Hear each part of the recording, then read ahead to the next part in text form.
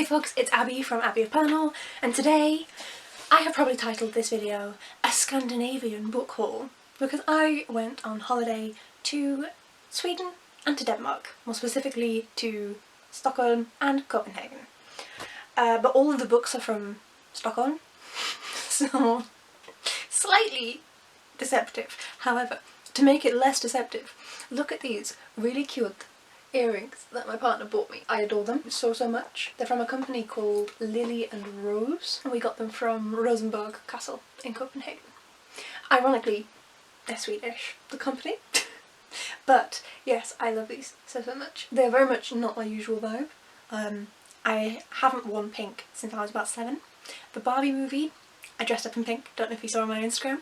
And yeah, I'm just slowly reintroducing little pops of pink. So, loving it. Thought I'd wear them for the vibes. 5 books that I got.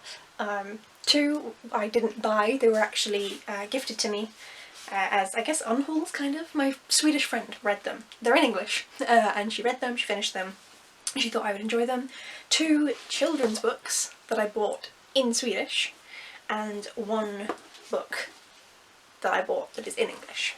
So let's start with the ones that were gifted. First up we have On the Rock by Robert Livesey, and this is all about Albin Karpis, public enemy number 1, the prison story of him living 25 years in Alcatraz.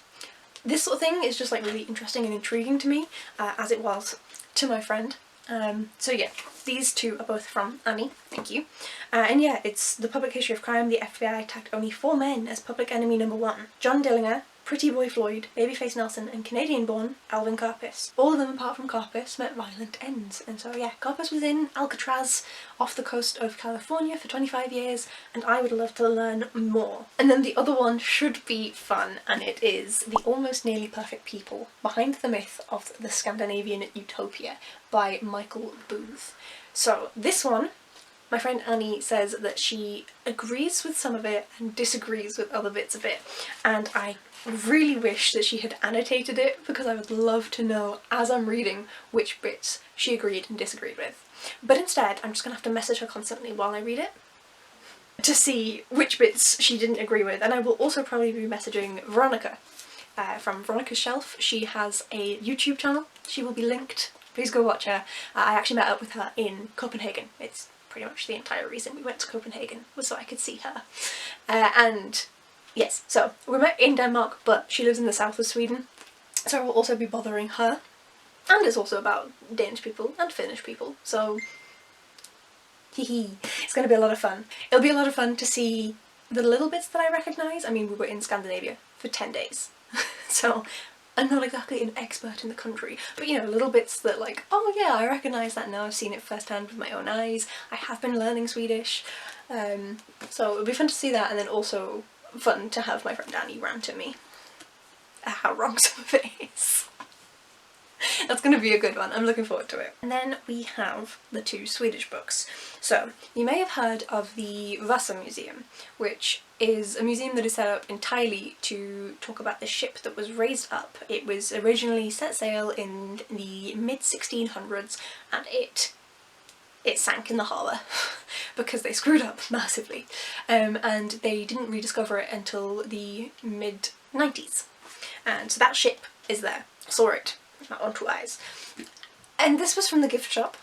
It's called Vasagrisen by, I can't speak Swedish, okay? It's called Vasagrisen by Björn Bergenholtz, and it's all about a little pig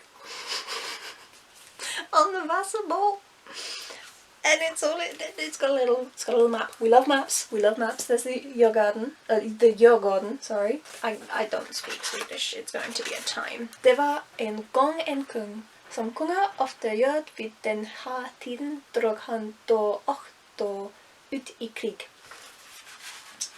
Veronica and Annie are both cringing really hard right now. I love you both. But yes, so that's what, it's a modern map of it. Oh it is, that's a modern map of Sweden compared to the Stockholm, compared to the other one with Gamlestan. And then Djurgården. We were staying like here. Can you see it? Probably not, yes you can. We were staying like here-ish. But yes, so this is all in Swedish about this little pig. It's having the sinking of the Vasa boat. Oh, so cute. I wanted some sort of memento, but I didn't want to just buy more tat. I own a lot of tat. And so when I saw this, and it's so cute, and part of me was like, oh, where's the English one? And I was like, what am I doing? Like, it's literally a children's book. So I got the Swedish one. And then the other book I bought that was in Swedish is Svenska Fåglar, which is Swedish birds, if you don't know, and if you couldn't tell. I have an affinity with robins, my entire family does. If you are close to me in real life, you will know exactly why. But yes, so it's all about Swedish birds. The robin is what caught my eye, and it's kind of like Pokemon style stats, almost. Let me find a better page. There we go. So you can see like the statistics down here. There's one here that's got its wingspan and all of that. And so it has the Latin names, so I should be able to go off of that for some of them. And it has their names in Swedish, and has a little bit of a fact about them and like where they live in the country and things like that. And so it should be, hopefully, quite basic ecological Swedish language. So my knowledge of Swedish is going to be about boats, pigs and birds. It's going to be a great time. But yeah, I saw this. There was actually a collection. They also had nighttime birds and mammals. And I very nearly bought all of them, but it would have cost me over 40 Great British pounds, which is too much for the, like, if you have literally no context, a standard paperback in the UK is like £8–9. Just to provide some level of context. So I couldn't do that. So I just got the one with the robin on the front, because that makes a lot of sense. Do the little birds. We have similar birds here in the UK. We're not that far from Sweden, so I should be able to actually use this for knowledge about birds in my own country as well. Versus the land mammals, no, we are very different. We don't have anything as big as like a bear or a moose. A moose. They have moose and bears. No. We have like foxes and cows. This was the one that was the most reasonable for me to like learn about, to actually line up with the UK. Something I'd be interested in, something that is super cute. We all know that I got this because it's cute, okay? Like, even the little COVID. Oh.